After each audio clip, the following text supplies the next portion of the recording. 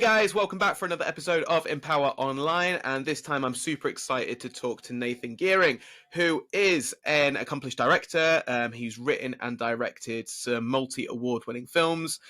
He's also a seasoned martial artist, and he's a fire manipulator as well, which I'm really interested to learn about, and also a breakdancer. So, Nathan, thanks for coming on, buddy. If you want to introduce yourself a little bit as well, tell us a little bit about yourself, and then we'll kind of get into it and find out all about you. Yeah, sure. Okay.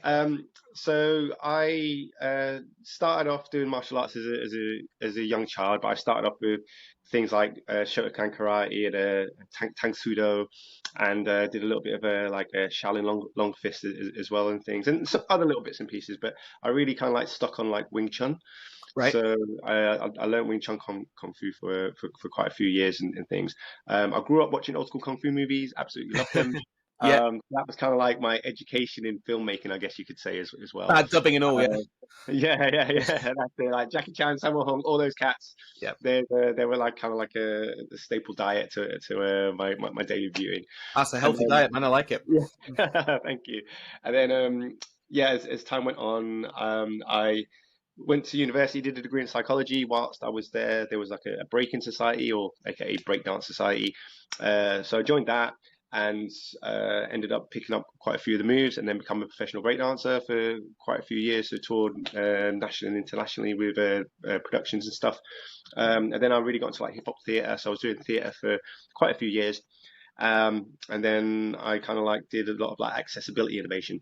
So I worked with people with visual impairment, for example, and I would teach them like breakdance as a means of injury prevention and to improve spatial awareness, so it becomes like a life skill. Because obviously a lot of people with visual impairment fall and get injured. Breaking is just known as falling with style. So yeah, it was one of those things where like I was really one of the pioneers in uncovering, I guess, the unlikely links between hip hop and accessibility, particularly within visual impairment. My company, we reinvented audio description, utilizing the skills of beatboxers and poets to give a richer soundscape to people with visual impairment, to help kind of like bridge the gap between sighted and visually impaired audiences. Wow. I was then the artistic director of the Special Olympics opening ceremony in 2017, and then from there, I still did a lot of theatre work, and then in 2020 started my journey as a filmmaker. And yeah, I guess the rest is history, really. That's amazing. There's a lot to unpack there. Quite a life you've led. How old are you? Yeah, I'm 42 now. Okay, perfect. Yeah, so you've packed quite a lot into those 42 years for certain. Like, wow, what an amazing thing. So let's go right back then. So you said that you started with some martial arts, and then Wing Chun kind of grasped you mainly, and you kind of went for that. What was it about the Wing Chun that made you kind of go, oh yeah, this is for me compared to karate or whatever? Okay, well, actually, what happened was I was kind of like getting into some fights with some guys that were like bigger and stronger than me. Yeah. And I was going to the local YMCA, and they had a like an advert that basically said, learn how to use your opponent's strength against them and stuff like that. Yeah. So I was just like, oh, right, okay, it's right up the street. Because so I grew up in Chesterfield. It was a really kind of like rough town and stuff. And there was always, whenever you go on, like, there's always fighting and things. So I was always kind of like in that state of, I guess anxiety whenever I'd go out and stuff. So I learned Wing Chun, and then I think I was able to learn how to handle myself really quickly. Cool. But I think once that kind of like had happened, that was the reason I got into Wing Chun, but it wasn't the reason I stayed with it. Like, so the reason I ended up staying with it was just because it just taught me like so much about myself. And my teacher, he taught me in a way where he would never kind of like give me the full answer. He would like promote kind of like self-discovery and self-exploration. Cool. So like, I always say like he would say to me, okay, this is a straight punch, and I'll do a straight punch, and then he'd go, that's not a straight punch. And I'm like, it's exactly what you did. And yeah. And then I was like, well, what's the difference?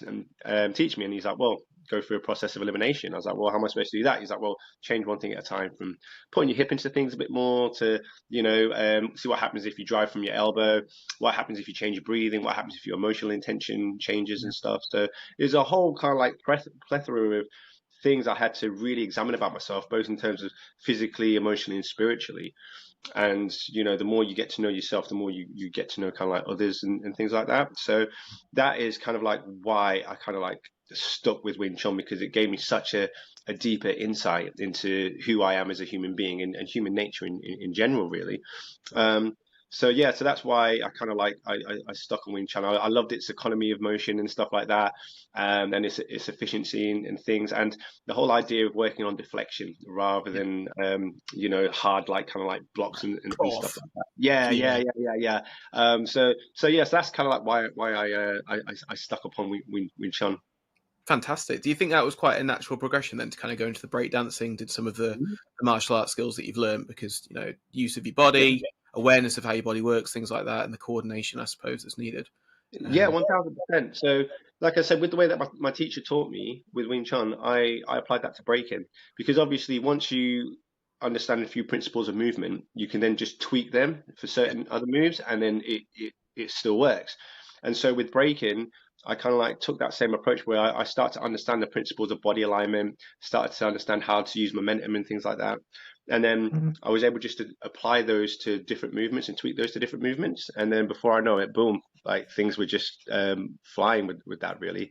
So Amazing. yeah, that is kind of like how the Kung Fu and the Wing Chun really influenced my breaking skills. And then from there, I was able to progress like really quickly in breaking. And then I was fortunate enough to go and train in Korea with the world champion breakers at the time. That time, Koreans were just dominating. So Cool. I was fortunate enough to go and train with them. And obviously, Korea, they're like a kicking nation with like Yeah, yeah, taekwondo and tang soo do and things. So yeah. I was able to kind of like really see how they generate power using their hips and things and the floor. So yeah, so it was all like it was all the same to me, if that makes sense. It's kind of like it just felt like it was a natural progression, and I could see so much synergies. And obviously, if you look at hip hop culture, like a lot of the breaking moves got inspiration from kung fu movies, because a lot of the kids from like the 70s, they were inspired by kung fu films. They wanted to be like Bruce Lee and Jackie Chan, and so they'd see those moves, and then in the films, and then they'd recreate them and make them into like a breaking movement. So hip hop and breaking have always had a synergy. And also, like in terms of dance movement, like if anybody's ever been taken out by a windmill, like had their legs swept by a windmill, or been kicked with an L kick, like it's devastating. And I'm not saying it's practical, you can use it in a fight, but I'm just saying the power that it generates is Yeah, yeah. is devastating. Yeah, 100%, definitely. Yeah, that's really cool. Let's talk a little bit about the hip hop then, and then obviously you moving, because that's obviously a passion of yours, going into the breakdancing thing like that. Was that always been a passion for you in terms of hip hop, and was the kind of breakdancing led on from the hip hop, or was it the other way around? You like the break and then got into the hip hop that way? Yeah, I also wished. So in the 80s, when I was watching kung fu films, there was also films called like in the UK they're called breakdance, like one and two, with like Ozone and Turbo and those kind of cats. And there was other films like Beat Street that was out as well, and Wild Style. And I really just liked the dance element at that point. Yeah. So I'd always tried to teach myself how to spin on my back. My uncle taught me a little bit of body popping and stuff. So Yeah. I was able to grasp those little bits and pieces. But it wasn't until I started learning the breaking in my 20s that I kind of gave me a window into hip hop culture. Like obviously I listen to the hip hop music, but in terms of really understanding, what hip hop culture is really about, peace, love, unity, safely having fun, like these things. Um, this came at a later point when I was in my 20s, learning breaking, and I just absolutely like fell in love with the culture in terms of what it stood for, and also like the philosophy it has. Each one teach one philosophy. So if you learn a technique or a movement from somebody, it's then your responsibility to teach somebody else a technique or a movement. So you kind Cool. of like just like paying forward or passing that energy on. Yeah, So pass it down. yeah, yeah. So that each one teach one philosophy, it kind of like has permeated throughout my life with everything I do, really. That's amazing, cool. And then you said that you're working with the visual impairment and kind of the Special Olympics and things like that. That's an incredible thing to do. So, like, how did you? Because it's not something you'd naturally think about, kind of breakdancing for visual impairment, and it's a bit like, okay, it's a little bit left field, but it's obviously amazing. I think like the more accessibility for people to do things like that, I think is even better. But that must have presented its own challenges, should we say? And yeah, in terms of Yeah. So like when I first started exploring I guess the realm of visual impairment. Obviously, like I'm a sighted person, and I didn't actually have any family members or any friends that were visually impaired. And normally, when you have someone that's non-disabled working with the disabled community, they normally know somebody or have somebody close to them that is part of that community. I was coming from a realm where I didn't have a lot of connection with any person like that in my life. Um, but what it meant was I knew what it takes from somebody to not even have that on the radar, to not even give a damn, basically, and Yeah. what it takes to kind of like shift their mindset to actually give a damn and understand as to, oh wow, actually this is, very relevant to each and every one of us. I mean, when the reason I first got into it was because when me and my company we were doing a theatre show, we were doing this one thing about kind of like taking our sight away and bringing it back. And then my company member said to me, "We can all become visually impaired at any point in our lives." Mhm. That was it. I was done because I was like, "What if I was to wake up tomorrow and I couldn't see Yeah, tell my yeah. daughter what to do?" And it just frightened the living daylights out of me. So I was like, okay, if I'm afraid of something, I develop curiosity about it, and I guess that comes from my kung fu background. And so I decided I needed to learn as much as I could. So I like started to work with like the Doncaster Partially Sight Society, Sheffield Royal Society for the Blind, and the RNIB. Just started to ask them questions. And obviously, because at that time my background was doing a lot of theatre stuff, I was like, why is it a lot of people with visual impairment don't go to the theatre? Hmm. And they were like, well, it's because we can't see the action. Yeah. So I was like, what do you need to see the action? And they were like, well, we need the dynamics to change quite abruptly from like wide to narrow or high to low. So I was like, okay, well, breaking does that, but so does a whole bunch of other dance forms. And then they said to me, it's not the case with all visual impairments, but a lot of people with visual impairment see better when they look down towards the floor. And I was like, well, where does most breaking happen? On the floor, right? Yeah, yeah. So there seemed to be like an unlikely link happening there. And then we worked with a visually impaired playwright called Kate O'Reilly, and she sees the world in 2D, so it's like a flat picture to her. Wow. But when she watched our company break live in person, she got an experience of what it's like to see in 3D, and she never had that before with any other dance form, not ballet or contemporary dance or anything. And she says she thinks it's something to do with the non-typical positions that we put our bodies in when we're doing our freezes or when we're doing like our power moves and things. It's something about the axis of what we're spinning at.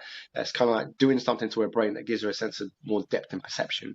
So I Wow. was just like, yeah, right. I was like, wow. So all of a sudden, there's all these unlikely links between like hip hop and visual impairment, how hip hop can enhance accessibility. So I just carried on delving deeper into that because obviously hip hop was my background. So that's where I went to first to find answers. And like hip hop as a culture has always embraced people with disabilities in terms of even in those early films in the 80s there was a disabled guy on crutches doing break and stuff as Yeah, a yeah. whole section, right? Yeah. So it's always kind of like been there, but it's never been presented in this way before. So, I started, to teach people with vision impairment breaking because I was like, okay, there's not many vision impaired breakers, so I'm going to address that. But I was like, I can't address that because I want people who can't see to dance in my show. I was like, that's pretty Sure. selfish, right? So I was like, well, what's breaking done for me? And I was like, well, it's given me like heightened spatial awareness, Yep. and also with breaking you learn how to go from standing to the floor in loads of safe ways. A lot of people with visual impairment fall and get injured. And so because of that, I was like, that's it. I'm going to teach it as a means of injury prevention and to improve spatial awareness. So it becomes like a life skill. And we've been fortunate enough to be able to, to teach that all over the UK. Even taught it at the Royal Opera House and things like that before. So we've taught kids from as young as like 3 years old up to ladies in their 70s upside down doing handstands and stuff like that. Amazing. So, Yeah, yeah. what I mean? So there's no excuses. Yeah. People can do it if they put their mind to it.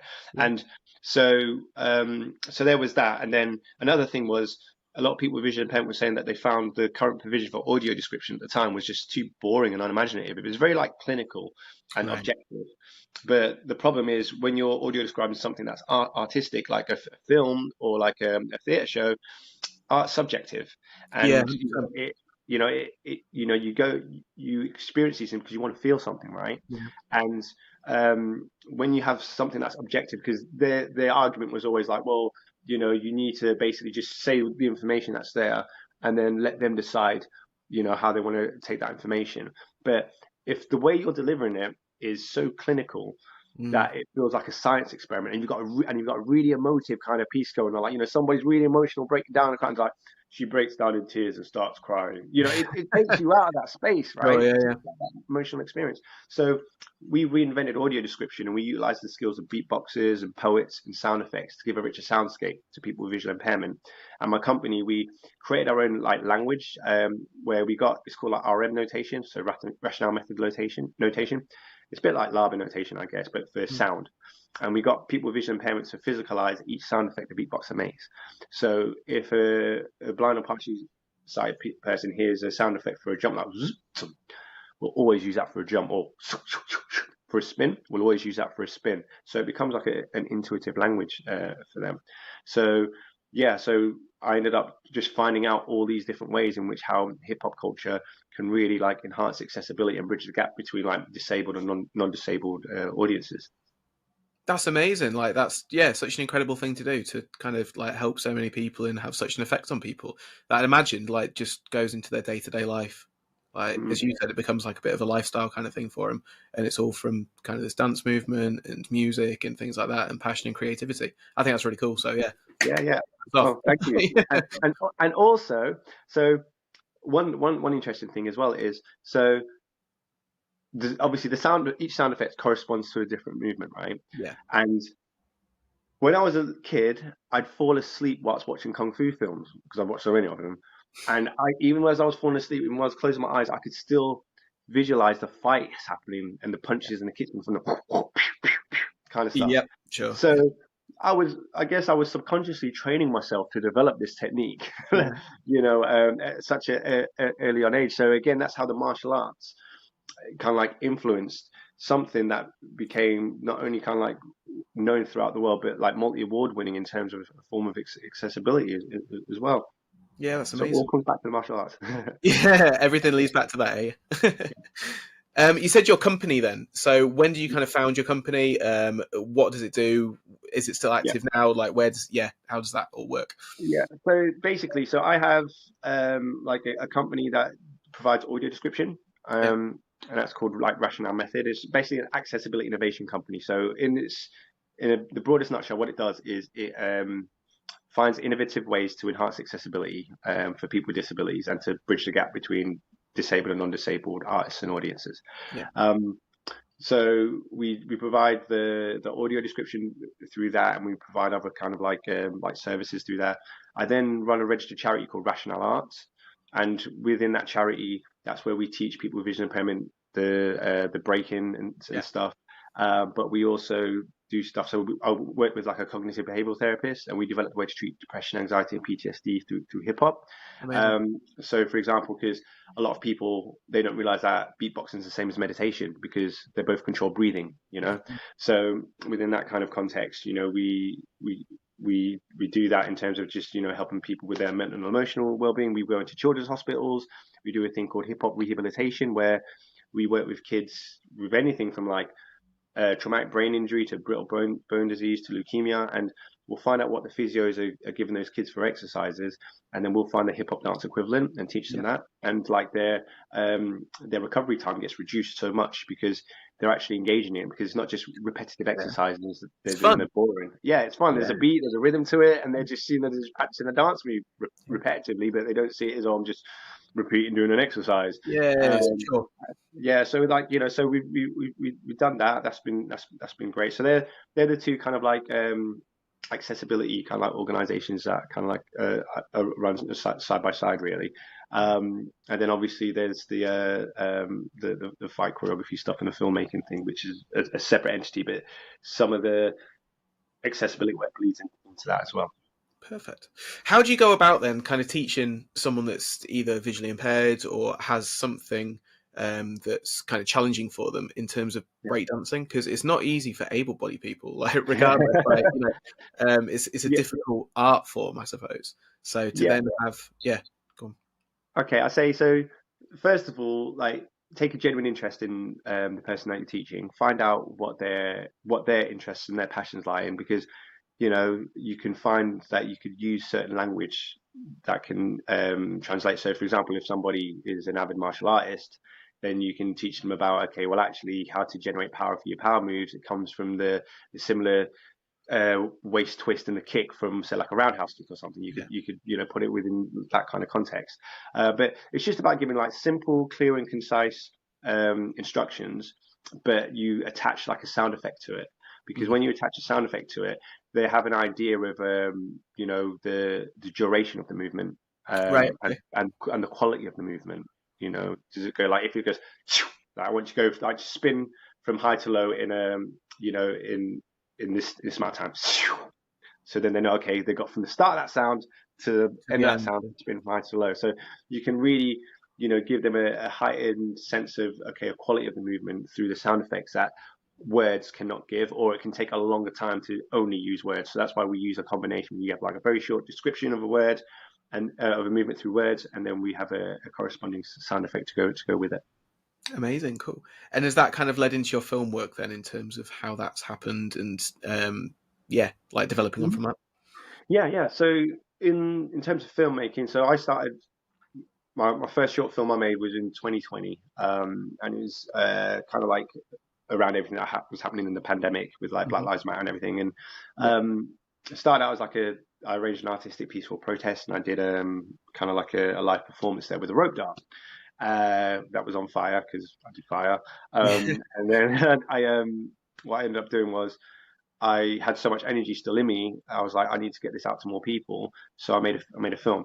And within that film, I used the audio description as a storytelling vehicle for the film. So basically, you needed to hear the audio description to fully comprehend and experience and appreciate the film. So that Yeah. kind of like bridged the gap between sight and vision impaired like audiences, and Oh. not many people have dared to do that.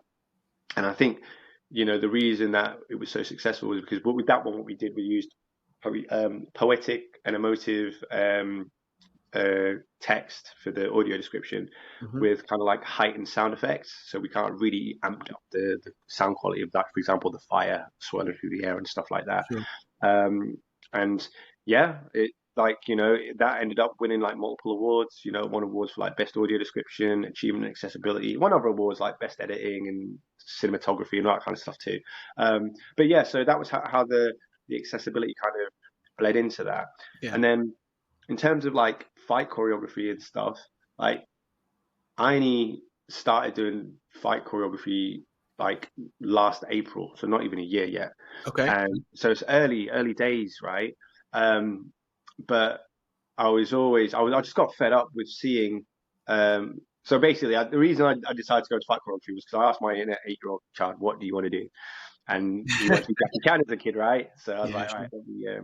let me go into fight choreo." And then like I was fortunate enough, like I had a private lesson with Cynthia Rothrock when she was Cool. over Yeah. Yeah. last year. So, Queen of Hong Kong action. Sure. So, and Hong Kong style is my thing that I love. So, Yeah. Yeah. Yeah.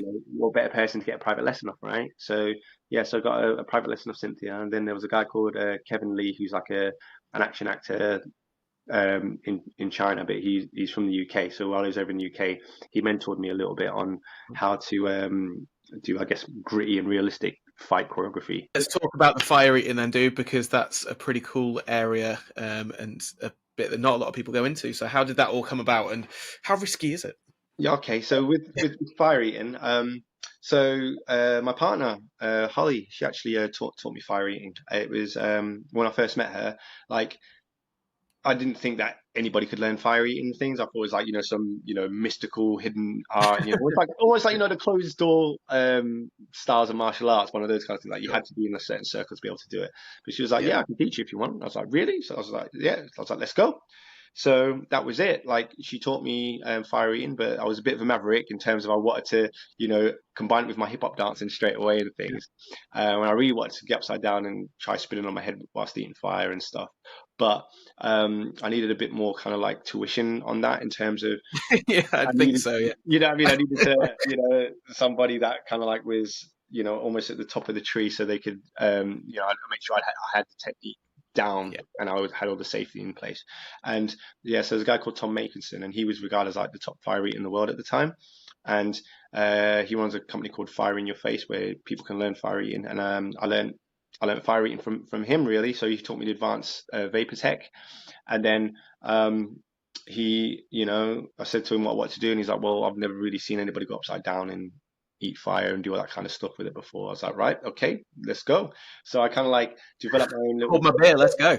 Yeah, right. That was it. I literally developed my own kind of like branch of like, I guess, fire tech, not just with fire Yeah, eating, but with all kind of skills. So as soon as I got any fire props, like a fire sword, rope dart, fire nunchucks, anything, I was just going upside down with them, figuring out how I can combine the breaking element with the fire.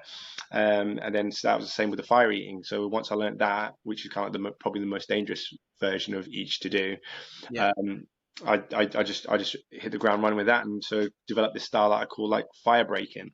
yeah, And then in terms of how dangerous it is, like that depends on your education of fire. Like if you understand kind of like how fire works, and you understand how to execute the techniques, it's dead easy. But it's when you don't have that knowledge that it can be quite dangerous, and quite severe accidents can happen. So it really is about understanding the knowledge, understanding the safety first and foremost, and then yeah, just being responsible with it. Obviously, everything we do is a risk. So if nobody took risks, we wouldn't progress as an art form in sure. general in anything. Yeah, So I just made sure I took as many safety precautions as I can whilst I was going into, I guess, unprecedented territory that hadn't been achieved before. Because because I'm one of the only people that goes upside down and eats fire and spins my head while doing it. I'm regarded as one of the top fire eaters in the world, apparently, because wow. um, yeah, because not many other people do can do that really. Yeah, So yeah, so that's kind of like a bit of the background in terms of the fire and how I combine it with the breaking, and then with the martial arts, mm, with the fight choreography. Like I always wanted to, as soon as I started doing fight choreo, again, I wanted to go upside down as soon as I could. So I was just like, okay, let me look at how we can develop some interesting new dynamics. Not necessarily things that's super realistic in a real fight, but it's movies, right? We don't always want to have yeah, super realism, and I can do the realistic stuff, which for me is quite simple. So I like to challenge myself and do something that's a bit more virtuosic as well. So yeah, I started to explore different movement dynamics and things, and there have been films before that have had fire in them. There have been films before that have had a bit of martial arts combined with breaking in them. sure. But there's not many that's combined fire and breaking and martial arts. Found Um, the niche. Yeah, yeah, right. Or done it in the way that I've done it. So I feel I can definitely bring some new innovation and aesthetics to the industry in terms of creativity. yeah. And you said you've only been doing it since April, but already you're kind of on the radar, I suppose, of some pretty big names such as Jackie Chan. So you've been invited to go to see a stunt team, yeah, in Beijing. Yeah. So really, really blessed and fortunate to have that opportunity. So I head out to Beijing in June, Cool. and just go to train with his team and some other people that have been selected. But my new film, Flaming Assassin, where I show the fire and the breaking and things, I I put that in as a kind of like a reference for them to check out. So I think that kind of Yeah, like helped them kind of like see, okay, well, this guy's got something a little bit different to offer. yeah, So sure. maybe we could, maybe we could help, train him up with some other skills to complement that. So yeah, so I feel kind of like really, really honored and really blessed to have that opportunity. Obviously, my little 8-year-old kid is inside me is screaming and jumping for joy because Sure, man. Yeah, yeah, that's yeah. dream come true, Yeah, right? what an incredible opportunity. Yeah. If you've Yeah, grown yeah, up yeah. with Jackie Chan films and now you're on Jackie Chan Stunt Team and going to go and see them all.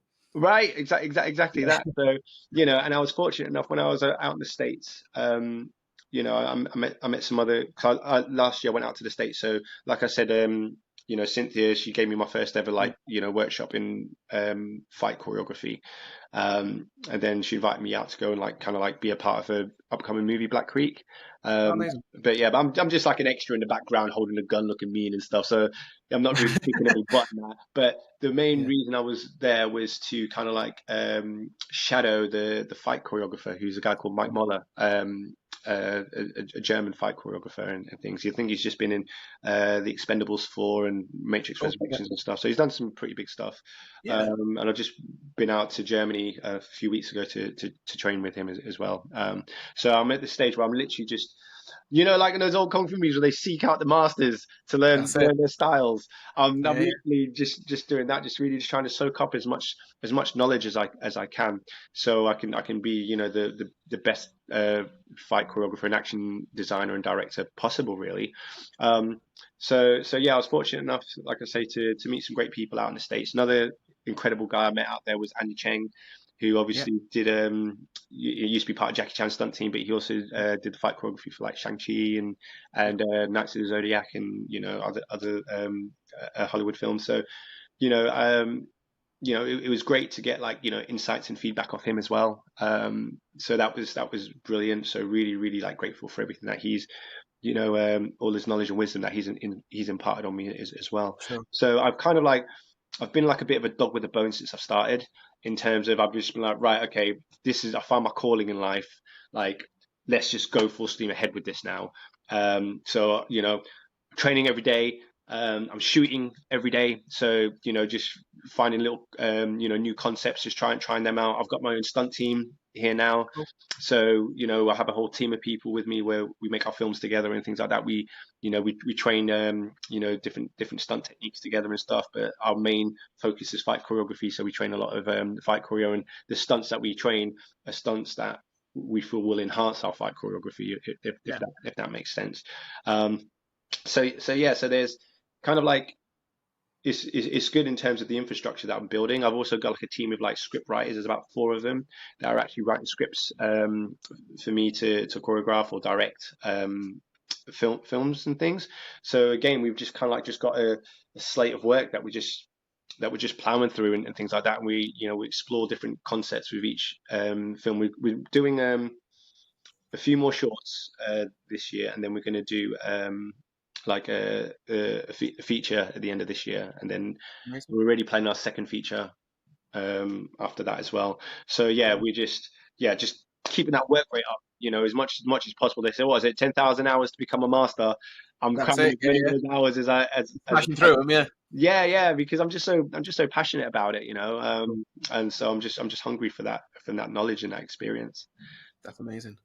Um, I was just about to say, what are you going to do in the future? Then, what's coming up in the next year? Like, what is there an end goal? Have you got kind of like a thing that you want to? I want to accomplish this, or is Um, it just getting it out to as many people as you can? I think what I wanted, I'd love to be able to get to the point where I can, you know, choreograph and do action design for a lot of big budget films. Yeah. I'd love to do Hollywood, of course, but I'd Yeah. also love to do Hong Kong and China, because that's more of like a homecoming for me as a child again. Sure. And so, I'd absolutely love to do that. But yeah, I think bottom line, I just want to make great work.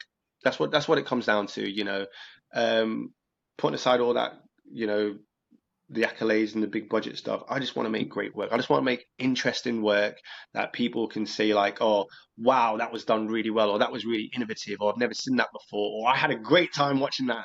That's all I want to do. Sure. That's amazing. Where can people see your work then? If they're like, Okay. yeah, I want to check this out. Where can they Yeah. find you? Okay. Right. So, well, at the moment, I have 2 short films that are it's currently hitting the film festival circuit right now.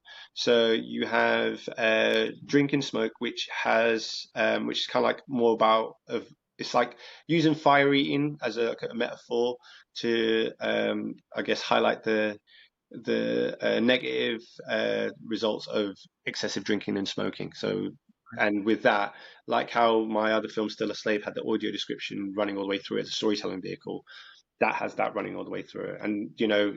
And that just got released a few weeks ago, and it's already kind of won an award for I guess honorable mention for best experimental film at a film festival. So that's great.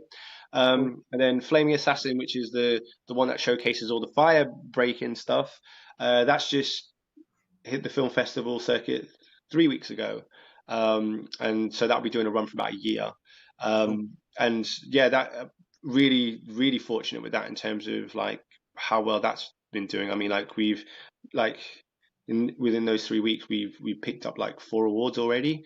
You know, Wow. we've won awards for best thriller, um, best action, best martial arts, and yesterday we won an award for best European short film. So yeah, in terms of you know that film, it's already come out the gate, and it's done really really well, which I'm really really thankful for. With that film, I really wanted to make sure that the dialogue was just as strong as the action, because Yeah. obviously you get a lot of action films where the dialogue is a bit ropey, but the action's top notch. Yeah, Or sure. you get the other way around where like, the dialogue is incredible and the action is just whack. So I Yeah. really wanted Yeah. to kind of like hit a kind of like a sweet spot with that. And so Yeah. wrote and directed all my own films, Amazing. but and edited them as well. Yeah. With my team of script writers, they kind of like on the Flaming Assassin one, kind of like I wrote the story, I wrote the first draft of the script, and I sent it to my team, and then they kind of like rewrote it. So shout out to John Archer and Steve Windle, who was on that. So they helped refine the dialogue. So yes, that's it. So I've got like a really kind of like great infrastructure there as well. And what's happening is a lot of people are now coming to me saying, "Oh, can you help me make this film, or can you make my vision come to life with this, and this?" So a lot of there's a lot of demand and a lot of interest for the type of stuff that we're doing, which is great. If you want to find out more about our stuff, you can just hit us up on an Instagram at RM Action Design. That's the best place to hit us up with at the moment. There will be a website coming out in the next couple of months, so Cool. people can stay tuned on that. But if you want to see my films, yeah, keep posted on our Instagram, and we will be kind of like releasing the festivals that you can see as and when they come. But it's going to be it's been kind of like sent out to festivals all over the world, and like Lovely. I say already, it's doing well on an international level. So hopefully there'll be a film at a festival in your country at the very least. Coming soon near you. Yeah, yeah, definitely. Cool. Awesome. Well, best of luck with everything, Nathan. Thank you so much for coming on. I really, really appreciate it. We'll have to get you back on after June and hear all about the Jackie Chan experience and stuff like that. And yeah, that'd be really cool. And yeah, like amazing. Thank you, man. Oh, brilliant! Thanks a lot for having me. Really appreciate it. Cheers. You're more than welcome. Cheers.